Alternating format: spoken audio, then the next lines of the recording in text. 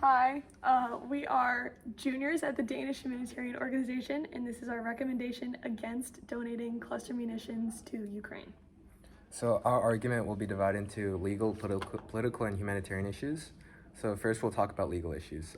So first, the main issue that we have for legal is that Denmark has already ratified the 2008 Convention on Cluster Munitions, to remind you, which bans the use, production, transfer, and stockpiling of these weapons.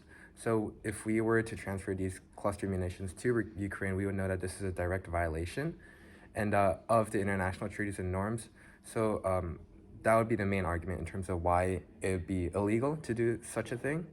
And then a second point is that donating cluster munitions could lead to legal consequences for the people that are involved.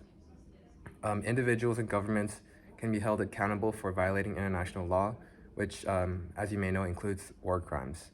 So if they're found to have contributed to the use of these cluster munitions, we know it'd be bad because these are banned weapons.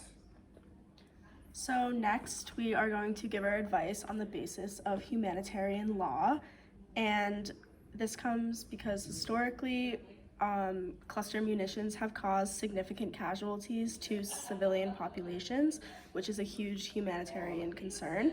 So the Conventional Weapons Conference in 1977 to 80 and review at further conferences in 2001 and 2006 addressed these humanitarian concerns.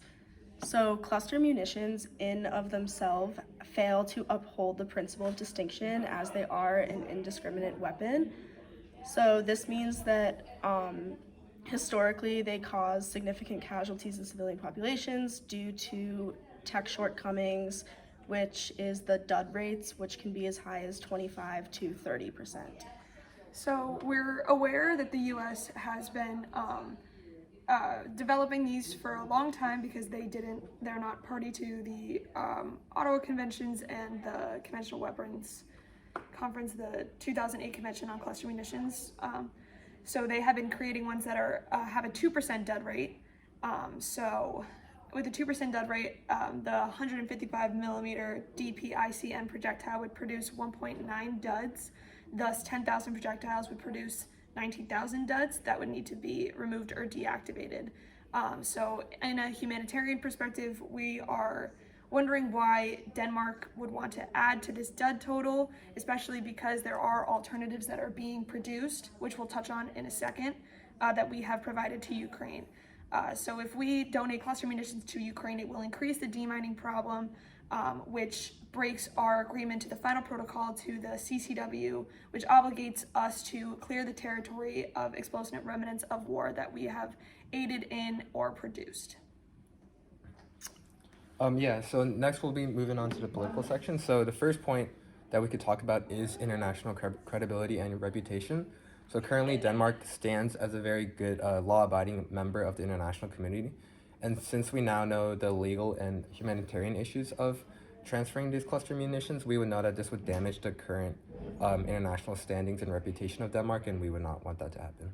More importantly, or not more importantly, but it is important to recognize that the only reason the U.S. is donating their cluster munitions to Ukraine is because they cannot meet the requirement that they said they would donate of regular standard high explosive artillery shells.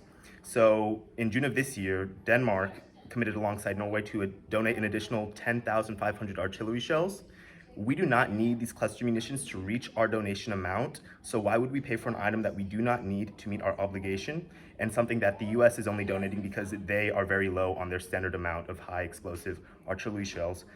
So twofold, why would we pay for something that we do not need? We can meet our committed amount, and why would we incur a cost that we do not need? In addition, let's look back at the low dud rate. Why would Denmark want to tarnish their global image by contributing to a demining process due to the duds of these cluster munitions? Thank you. Yes, so based on these legal, humanitarian, and political bases, we do not think that this is a good course of action. Thank you.